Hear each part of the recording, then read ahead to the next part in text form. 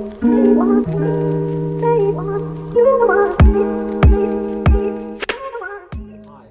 Alistair, the Director of ASCO Legal, a law firm with a fresh perspective.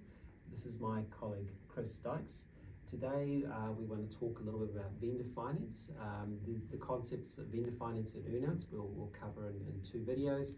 It's a concept or a principle that's been used a lot more in recent terms, so I think it's important to understand a little bit more for vendors and purchasers what vendor finance is and what an earnout is. The benefits, the risks, and other legal considerations they should factor in when deciding whether they offer vendor finance or earnout, and if they do, what those look like throughout the transaction.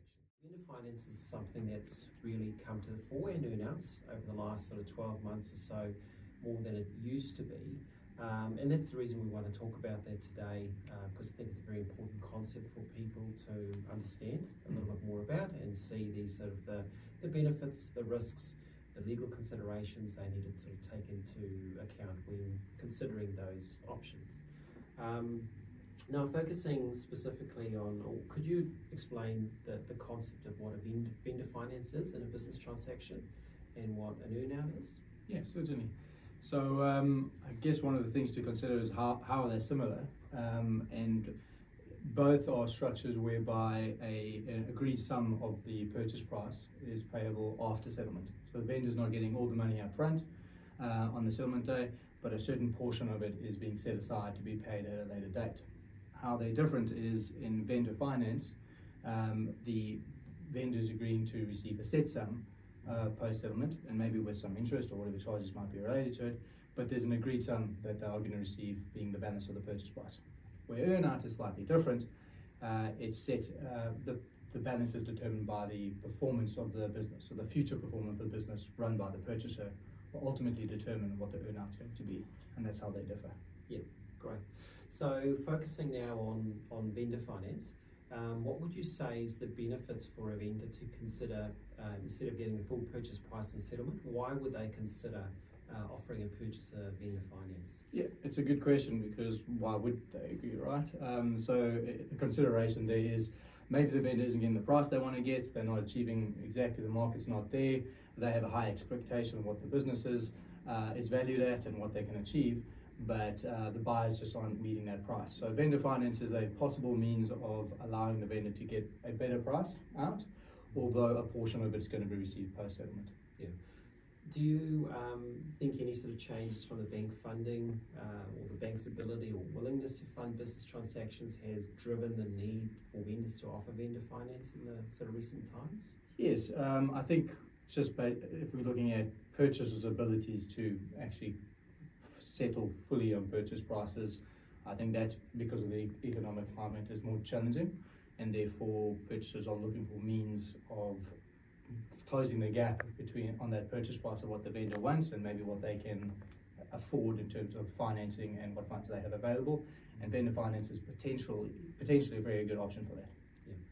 What sort of challenges do you see from sort of a lending perspective for a purchaser if a vendor offers vendor finance, and what sort of ways have you sort of been able to get around those issues? Yeah, it can be a challenge, because when a purchaser is relying on finance from financial institution, the banks will obviously be assessing affordability, and a vendor finance structure is essentially a loan from the vendor to the purchaser for the portion of the purchase price that's going to be paid post-settlement, and that has payment obligations, and if there's interest, that's another consideration.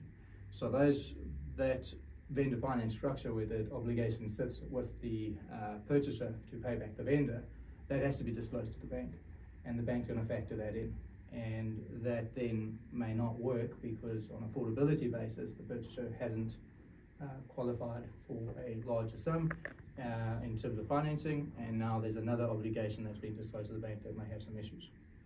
Yeah. So what ways have you been able to sort of navigate that through? Yeah.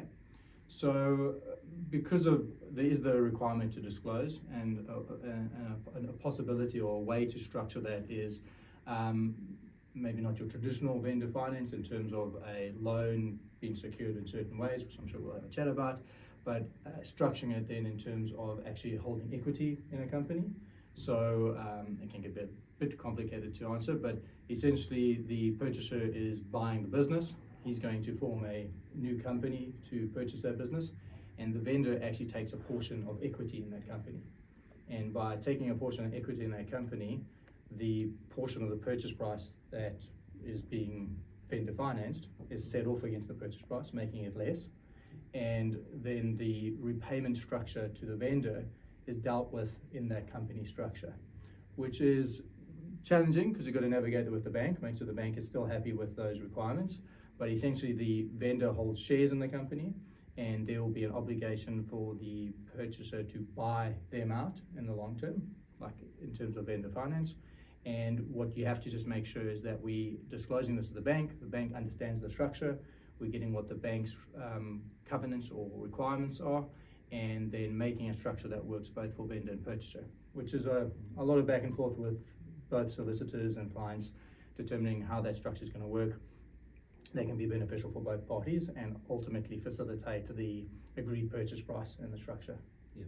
So it probably really be important that both the vendor and purchasers, solicitors are across not only the legal complexities of a structure of that nature, but as well as potential tax implications as well, and that they make sure that their clients get the right kind of advice. 100%. So I think the real thing there is, although a lot of the detail might come after concluding the agreement, I think there must be a really good understanding upfront and detailed well in the agreement, so that the parties know what they're acting towards, and as you say, have got the right advice, both legal and financial. Yeah.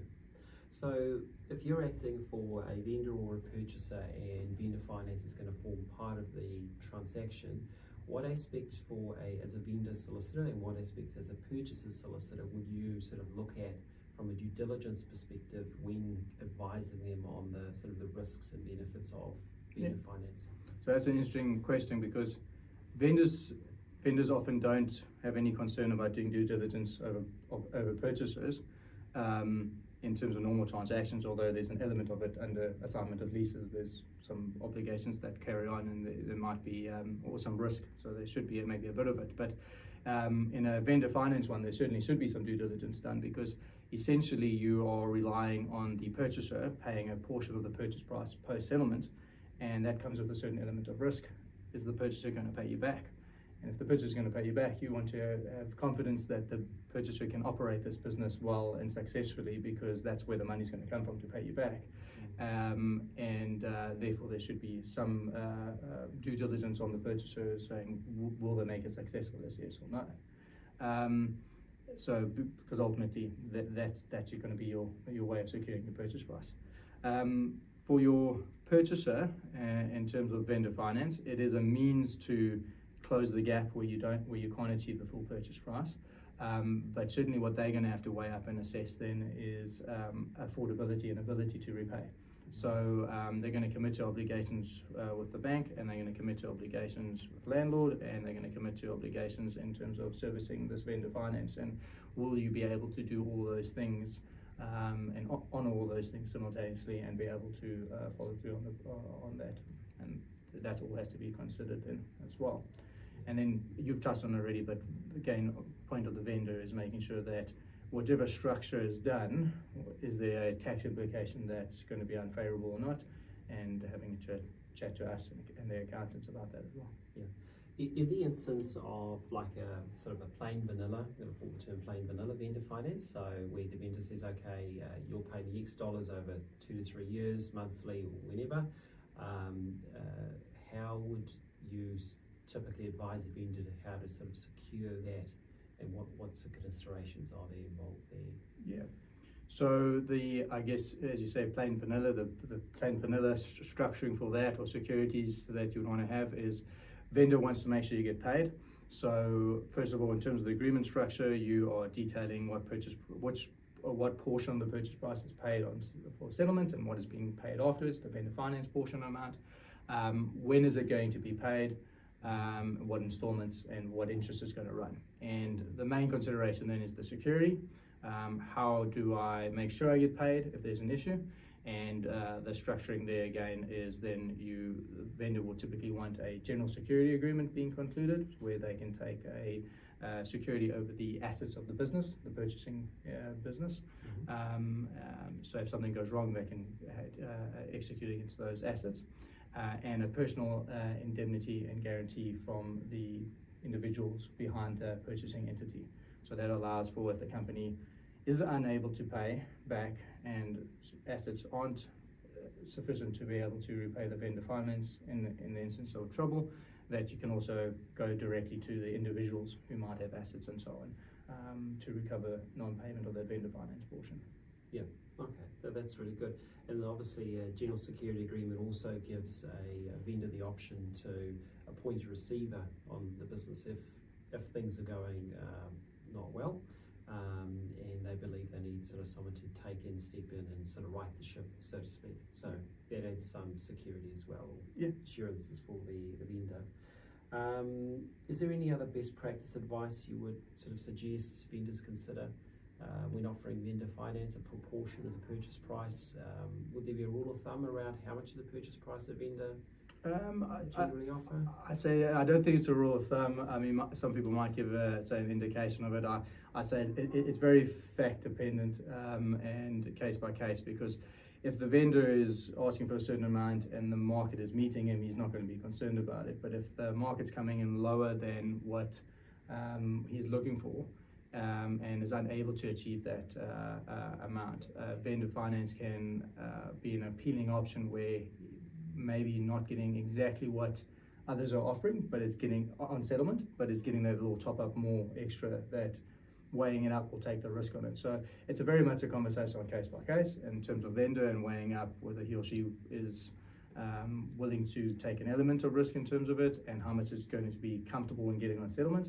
And then for a purchaser, again, it comes down to, well, what structure is workable for them and what is ultimately they willing to pay for the purchase price. Yeah, okay, well, thank you for that. I mean, considering vendor finance is something that can really add value to a transaction for both the vendor and the purchaser, what we really enjoy about business transactions is that it is very personal. So there's very unique businesses. Vendors are all very unique, and purchasers themselves as well. So it's often very dependent on the relationship between the vendor and purchaser.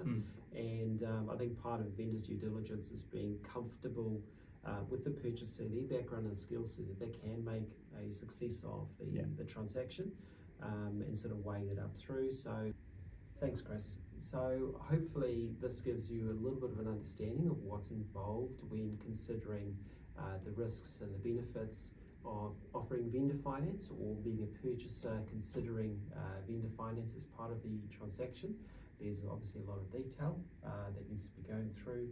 So feel free to get in touch with us if you have any questions around any aspect of vendor finance, and we'd be happy to help. Thank you.